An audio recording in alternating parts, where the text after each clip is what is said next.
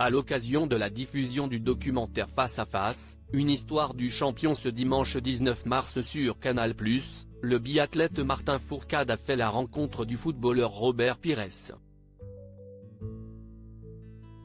Entretien. Le choc des titans. Ce dimanche 19 mars, Canal+ propose un documentaire des plus originaux en prime time.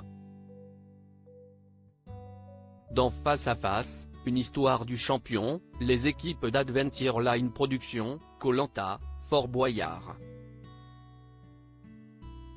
ont provoqué une rencontre entre deux grands sportifs, le footballeur Robert Pires et le biathlète Martin Fourcade. Durant une semaine, entre confessions et séances d'entraînement, le champion du monde 1998 s'est rendu en Savoie pour s'essayer à la discipline du sportif français le plus titré de l'histoire. Martin Fourcade revient pour Télé Loisirs sur cette expérience.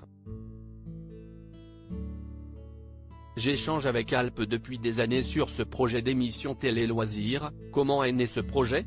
Martin Fourcade: j'échange depuis des années avec Julien Magne, Alexia Laroche-Joubert et les équipes d'Alpes sur un projet d'émission autour du sport. Quand Canal+ s'est montré intéressé, ils ont donc pensé à moi. Ce type de format manquait au paysage audiovisuel français. Avez-vous personnellement choisi Robert Pires ? Non, pas du tout. Mais ça aurait pu. Rire, on ne s'était jamais rencontrés. Robert avait en revanche rencontré mon frère Simon lors d'un événement. Pourquoi avoir décidé de pratiquer un sport individuel ? J'ai également pratiqué des sports collectifs. J'avais peut-être cet esprit un peu plus individualiste et cette envie de me dépasser. Mon caractère et mon environnement familial ont aussi dû jouer. Avec deux frères, mes parents ont voulu que je pratique une discipline où je pourrais m'épanouir seul. Je ne me suis jamais posé la question, si est-il venu simplement. Dans la préparation et l'approche mentale, nos deux disciplines ont des similitudes. La victoire en sport individuel se vit-elle différemment qu'un succès collectif ?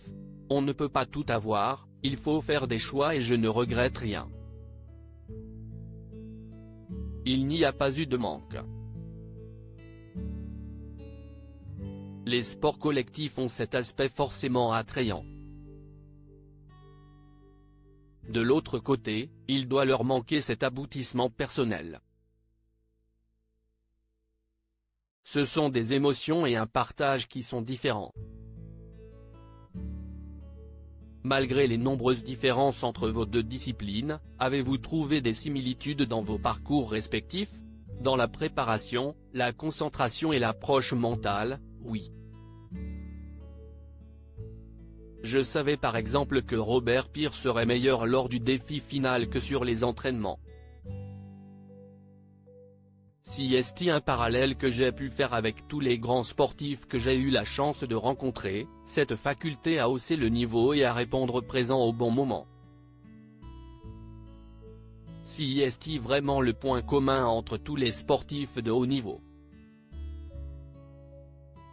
Vous êtes l'athlète français le plus titré de tous les temps, l'homme aux 100 médailles dont 5 titres olympiques. Comment et où trouve-t-on la motivation quand on est au sommet ? J'ai eu deux phases dans ma carrière. La première va jusqu'en 2014, celle de la quête d'un titre olympique. Si est ce qui m'a animé. Ensuite, j'ai trouvé la motivation dans l'envie de pratiquer mon sport le mieux possible. C'était une sorte de quête de la perfection, évidemment inatteignable, se rapprocher le plus possible du biathlète parfait. Le biathlon est aujourd'hui reconnu à sa juste valeur. Le biathlon est bien moins médiatisé que le football. Cela vous peine-t-il ? Sur la première partie de ma carrière, j'ai pu avoir cette frustration. Mais objectivement, ça a beaucoup évolué aujourd'hui. La médiatisation du biathlon est conséquente et ma discipline est reconnue à sa juste valeur. Il faut être objectif, rien ne peut rivaliser avec le pouvoir du football. Et puis le biathlon reste un sport de niche. Donc la comparaison n'a pas vraiment lieu d'être. Robert Pires vient vous défier au biathlon. Et vous, que valez-vous une balle au pied? Je ne suis ni bon, ni mauvais.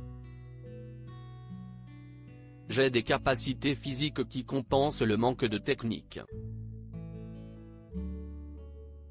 Mais j'ai un gros défaut, celui de vouloir être sur le ballon en permanence.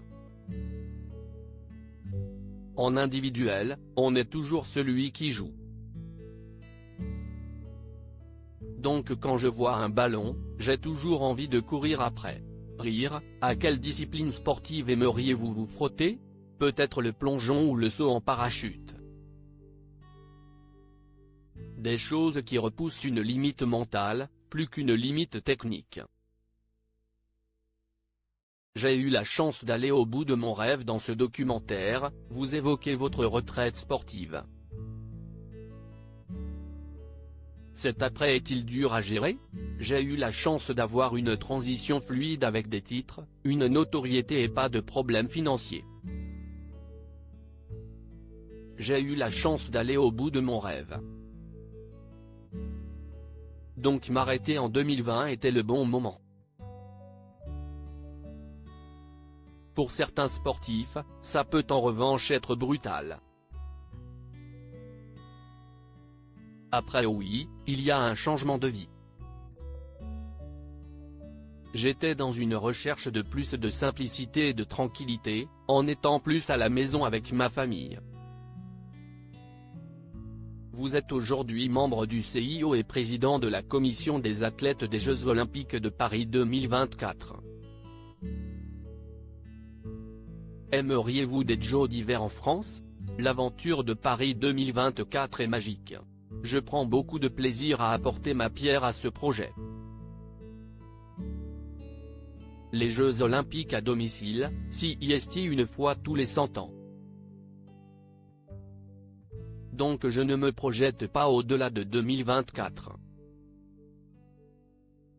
Aimeriez-vous développer d'autres projets pour le petit écran? J'aimerais arriver à transmettre au grand public l'émotion que l'on peut ressentir à la montagne.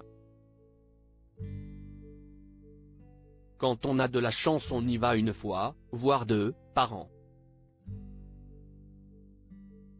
Mais jamais pour beaucoup de Français. Moi j'ai eu la chance de grandir dans cet univers et de m'y épanouir. La télé serait un beau support pour le faire. À lire aussi Robert Pires très cash sur les tensions entre Didier Deschamps et Christophe Dugarry.